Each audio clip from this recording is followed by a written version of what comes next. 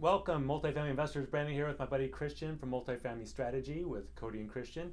And I wanted to ask Christian his input on market sentiment and all these guru predictions you may be seeing in all your other YouTube videos you're watching, like I do, with the clickbait titles about worst housing market coming ever, depression 2.0, all this other crazy stuff. So, Christian, are you shivering in your shorts about what's happening and the world's coming to an end and Oh my gosh, you're I'm not going to make any more terrified. money? We're printing all this money and values are still going up. And no, I'm not terrified at all. What the gurus are doing right now, all your YouTubers, of which I am one, um, they're all just spreading fear. Like I was practicing my Graham Stephan faces today for thumbnails. Like I got this down.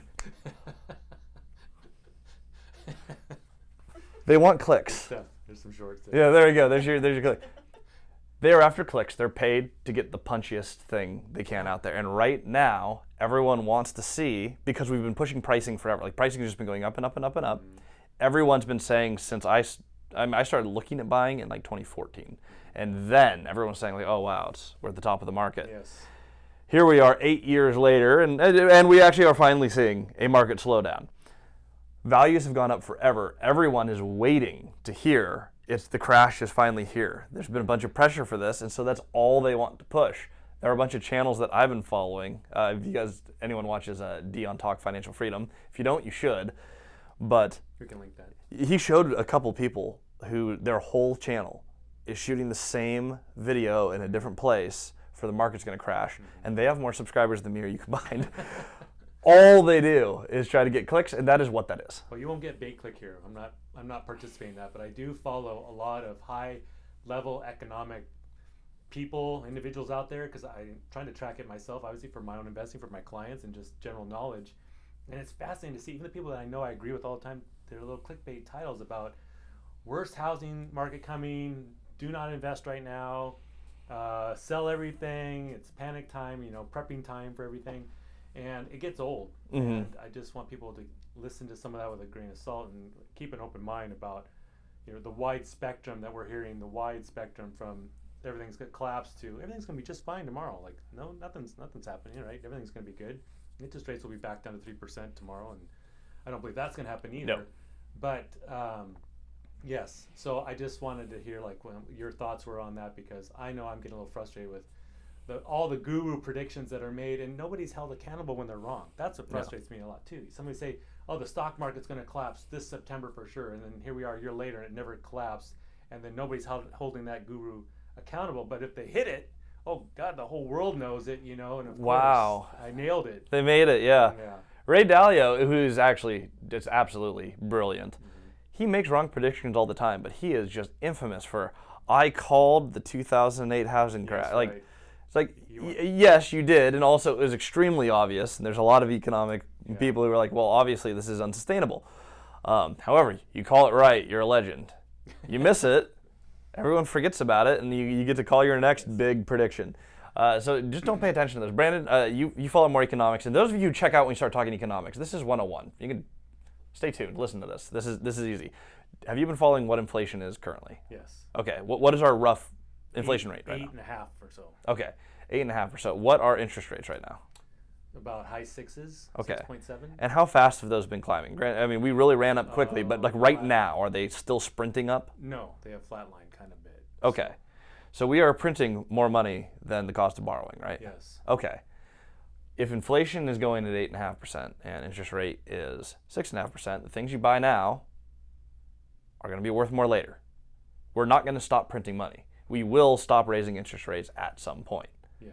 And they'll come down, and they'll go up, and they'll go down because they're cyclical, just like pricing.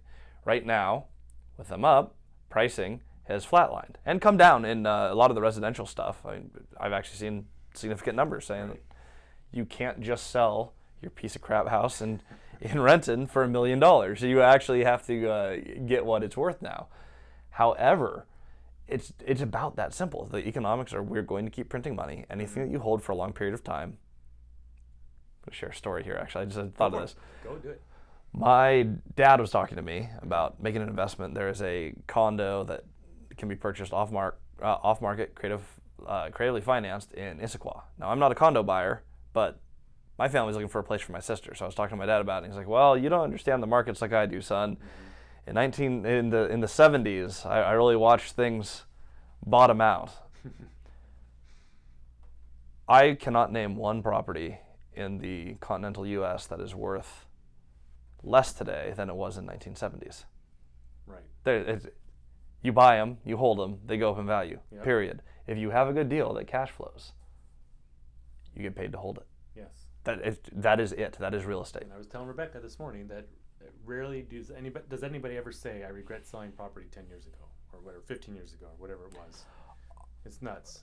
I've heard lots of people who say they regret selling. I've never heard anyone say they regret buying. One of my early mentors, Dan, he had this opportunity to buy this huge complex low down. He's like, man, if I buy this and it goes wrong, it can bury the rest of I can lose my whole portfolio.